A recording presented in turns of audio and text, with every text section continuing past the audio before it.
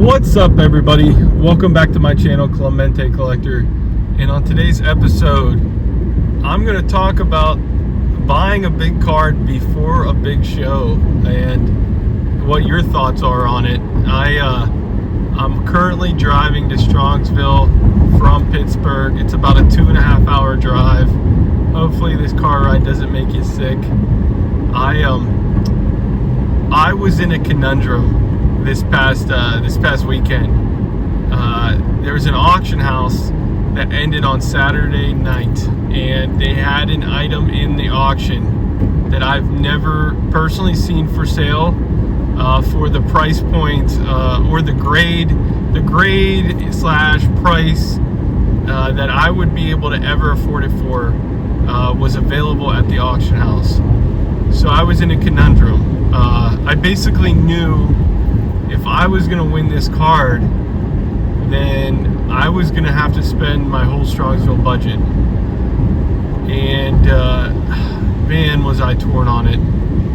It's the equivalent of going to Disneyland or Disney World and as a kid, and you're not able to ride any of the rides. That's how I equate it. You're there with your friends.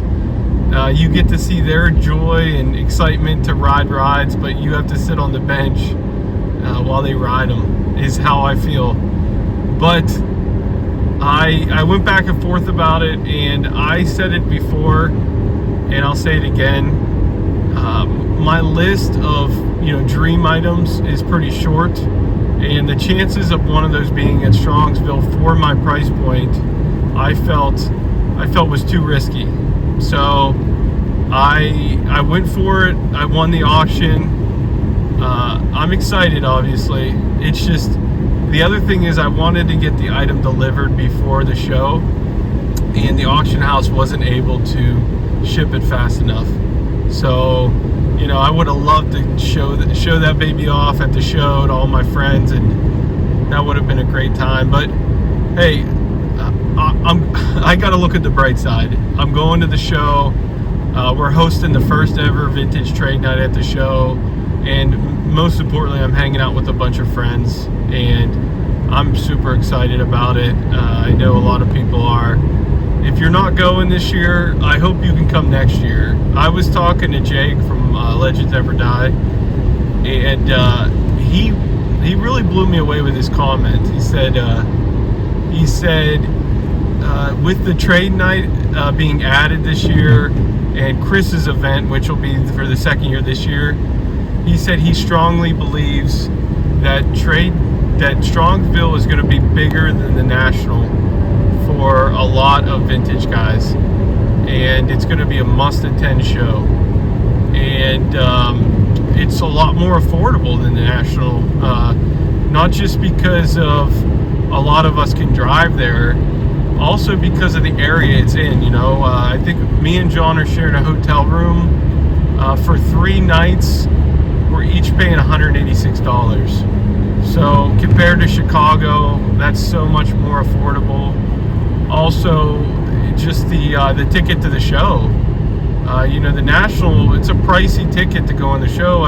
Strongsville, I want to say the 3-day pass was maybe $45 total for 3 days, and that's early access. So I really hope that is what happens. I hope that it's like a snowball down the hill. We just keep gaining momentum, and Strongsville is a must-attend show for all the vintage guys, and then the Nationals maybe the secondary show. And I totally get it. The National's the National, but I think if you're in this for the friendships just as much as the cards, I think it makes a lot of sense. So I hope trade night goes off without a hitch, and the best part about it all is just how supportive the community's been with it.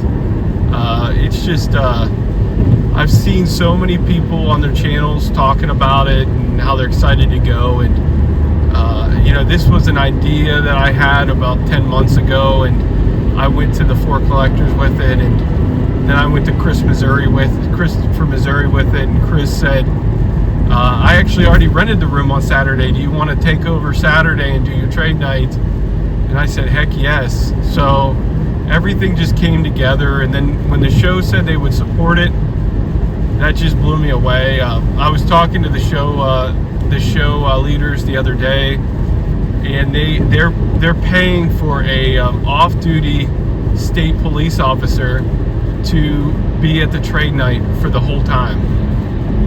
So that really blew me away, that they've been that supportive. And they're also working on getting us autographs for the door prizes, which is awesome. They said the headliner this year is Dennis Rodman, which I loved watching growing up. I'm a huge basketball fan, and I was a huge Bulls fan. As a kid in the 90s, nothing was better than watching Michael Jordan. And they said they're going to try to get Dennis Rodman to sign something as a door prize for the trade night. So that's going to be really cool. But I'm on my way to the airport right now. I'm picking up John, 3D80's kid, and then we're going to go eat lunch and wait to be able to check into the room. And hopefully we're going to go out to dinner tonight with some other guys. I know some guys are getting there early tonight, like Sammy and Dan, and Chris from Missouri is supposed to be there early, and his friends. So I'm so excited to see everybody. I just had to put it out there. I had to ask everybody their thoughts on pulling the trigger on a big item before a big show.